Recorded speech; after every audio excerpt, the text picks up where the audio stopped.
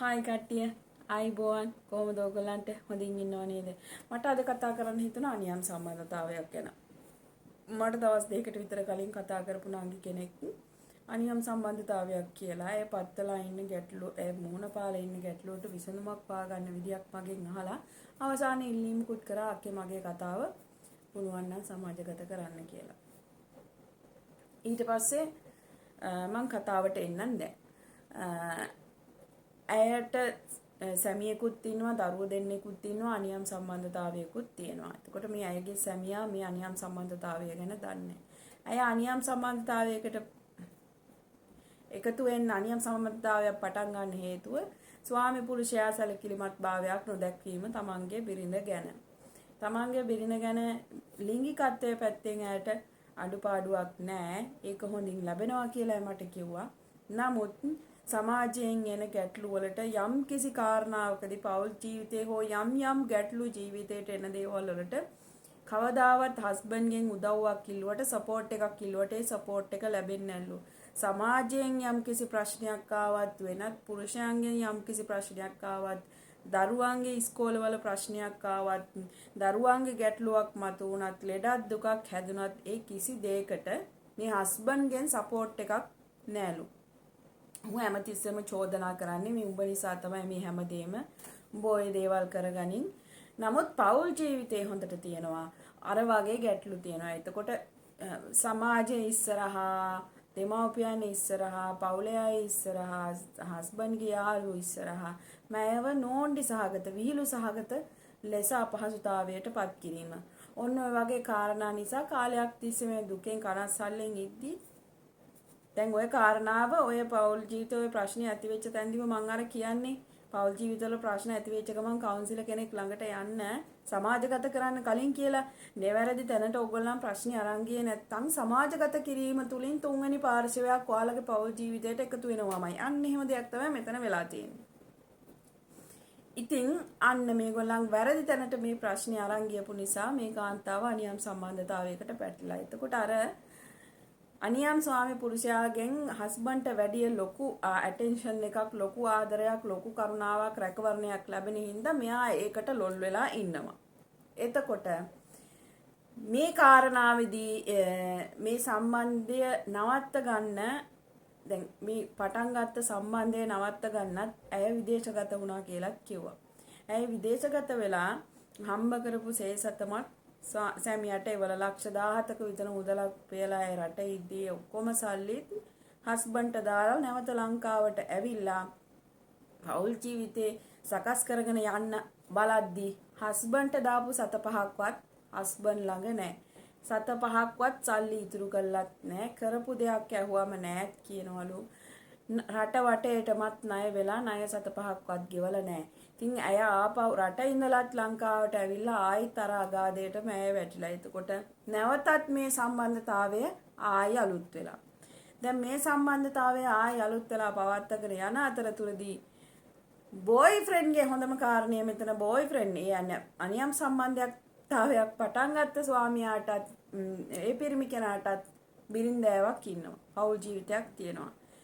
එතකොට මේ අතරතුරදී ඒ අනියම් සම්බන්ධතාවයට මුල් වෙච්ච පිරිමි කෙනාගේ බෙරිලත් ගැප් අරගෙන තියනවා දරුවෙක් හම් වෙන්න ඇවිල්ලා කියලා මේ පිරිමි කෙනා ගේ මාර්ගයෙන් හෝ යම් කිසි මාර්ගයකින් මේ අනියම් සම්බන්ධයට පැටලිච්ච මේ කාන්තාව දැනගෙන තියෙනවා. ඒ දැනගත්ත තැනදී මෙයා අනවශ්‍ය රියැක්ෂන් එකක් අනවශ්‍ය කලබල වීමක් ඇති කරගෙන ඒ කාන්තාවට කතා කරලා ඔයාගේ සැමියාත් එක්ක මම සම්බන්ධයක් තියෙනවා කියලා තියෙනවා. එතනදී ඔයාලා දන්නානේ ඉතින් කොහොමද ඒ කාන්තාවගේ තත්ත්වය කියලා. තමන්ගේ ස්වාමි පුරුෂයාට අනියම් සම්බන්ධතාවයක් තියෙනවා කියලා ගෑනු කෙනෙක් කතා කරලා කිව්වහම කොහොමද තත්ත්වය හිතා ගන්න පුළුවන්නේ. එහෙම කතා කරලා කියලා තියෙනවා. එතනදී මේ පෞල් ජීවිතය තුළ සෑහෙන ප්‍රශ්න මතුවලා තියෙනවා. ඉතින් ඒ පෞල් ජීවිතේ ප්‍රශ්න මතුවීම තුලින් දැන් අර බිරින්දෑවගෙන් අනවශ්‍ය බලපෑමක් දැන් අර අනියම් සම්බන්ධතාවයට පැටලිච්ච පුද්ගලයාට ලැබෙනකොට දැන් මේ කාන්තාව අනියම් සම්බන්ධතාවය පටන් ගත්ත පිරිමි කෙනාගෙනුත් සතුටක් ලබන්නේ නැහැ. මොකද ඒ පිරිමි කෙනාටත් පෞල් ජීවිතෙන් එන බලපෑම නිසා ඒ පිරිමි කෙනා මේ ගෑනු කෙනාට මේ අනියම් සම්බන්ධතාවයට පෙළඹිච්ච මේ ගෑනු කෙනාට හිස රැදයක් වෙලා තියෙනවා දැන්. ඒක සාමාන්‍යයෙන් ගෑනු දෙන්නෙක් දෙපැත්තෙන් ඉඳන් ඔලුවක් කනකොට පිරිමි කෙනෙකුට තමන්ගේ පෞල් ජීවිතය වෙනුවෙන් හෝ යම් කිසි දෙයක් වෙනුවෙන් මෙයා මේ අනියම් බිරිඳට අනවශ්‍ය බලපෑමක් කරන්න අරගෙන තියෙනවා. ඒකෙන් පීඩාවටපත් වෙලා දැන් මෙයා ඒකෙන් පීඩාවටපත් වෙලා මෙයා කියනවා මගෙන් අනියම් පෙම පටන් ගත්ත ඒ පිරිමි කෙනා මගෙන් ඈත් වෙන්න හදනවා. මට එයාව කොහොම හරි ඕන. මම කැමති නෑ එයාව අයින් කරගන්න. එතකොට අක්කේ මම දන්නවා එයාගේ බිරිඳත් සෑහෙන්න දුකක් විඳිනවා. ඒ බිරිඳ මට කතා කර කර බයිනවා. සමහර වෙලාවට කතා කර කර මට අඬලා අහනවා ඔයා කොහොමද මගේ මිනිහව සතුටු කරන්න කියලා. ඔයාලට පේනවද මෙතනදී අර අනියම් සම්බන්ධයට පැටලිච්ච පිරිමි කෙනාගේ කාන්තාව කොච්චර මානසික වැටලාද ඒ බිරිඳ. ඒ බිරිඳ දැන් එයාට කරගන්න දෙයක් නැති තැන එයාට රිද්ද ගන්න පටන් අරන් තියෙනවා. ඒ කියන්නේ එයාගේ හස්බන්ඩ් මේක කරන එක නවත්තන්නේ නැහැ. එයාට කන්ට්‍රෝල් කරගන්න බෑ. එතනින් එහාට එයා කරන්නේ මොකද්ද කියලා දන්නෙත් නැහැ. ඉතින් ඒ ගෑනු කෙනාගෙත් යම් කිසි අඩුපාඩුකම් නිසා තමයි මේ පිරිමි කෙනා මේ සම්බන්ධයට පැටලෙන්න ඇත්තේ. අපිට ඒක නෑ කියන්නත් බෑ.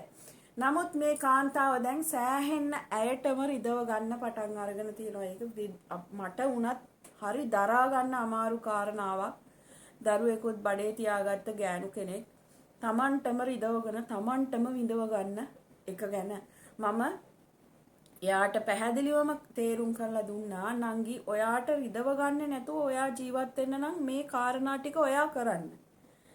එතකොට ඔයා දැනගන්න ඕන ඔයා වගේම තවත් බඩදරු ගෑනු කෙනෙක් ඇයටම රිදවගෙන විඳවනවා තවත් තැනක. ඇයට ඔප්ෂන් එකක් නැතුව ඇය Tamanට රිදව ගන්න පටන් අරන් තියෙනවා. එතකොට මේ කාරණා දෙකටම අපි විසඳුම් හොයන්න ඕන කියලා කිව්වහම ඇත්තට මේ කාන්තාව හොඳයි. සමාජයට ඒ කියන්නේ සමාජයේ මිනිස්යන්ට අහුම්කම් දෙනවා නම් ප්‍රශ්න වලට විසඳුම් තියෙනවා. ඒකට ඒ කාන්තාව ඇත්තටම හොඳයි. ඇය මං කිව්ව දේ පිළිගත්තා. මම ඇයට අනියම් සම්බන්ධතාවයෙන් එයා දුක් විඳින පාලනය කරගන්නත් අවවාද දුන්නා. එතකොට අර අනියම් බිරිඳට අනියම් සම්බන්ධයට මැදි වෙලා ඉන්න පිරිමි කෙනාගේ බිරින්දෑව රිදවන එක නවත්තන්නත් ඇයට අවවාද දුන්නා. අන්තිම එක තමයි කවදම හරි දවසක තමන්ගේ සැමියාට ආරංචි වුණොත් මේ අනියම් සම්බන්ධතාවය ගැන ඔයා මොකද්ද කරන්නේ මගේ ප්‍රශ්නේ උනේ. ඊට පස්සේ මෙයා කියනවා අක්කේ ලොකු විනාශයක් වෙනවා. එතකොට මම කිව්වා ඔයා දන්නවා නම් ඒකෙදී ලොකු විනාශයක් වෙනවා කියලා ඔයා ඔක්කොටම කලින් වාගේ පෞල් ජීවිතේ රැකගන්න නේද වැඩ කරන්න ඕන කියලා. ඊට පස්සේ ඔව් අක්කේ මට තේරෙනවා කියලා. හැබැයි දුන්න අවවාද ඔක්කොම පිළිගත්තා. ඊට පස්සේ අවසානයේ මම මෙයාව කැමති කරගත්තා. එයා පළවෙනියට එයාගේ බොයිෆ්‍රෙන්ඩ් එක්ක කවුන්සිල් ගන්න යන්නම් කිව්වා. අක්කේ දෙවනියට මම මගේ මහත්තයත් එක්ක කවුන්සිල් ගන්න යන්නම් කිව්වා. මට 100%ක් විශ්වාසයි.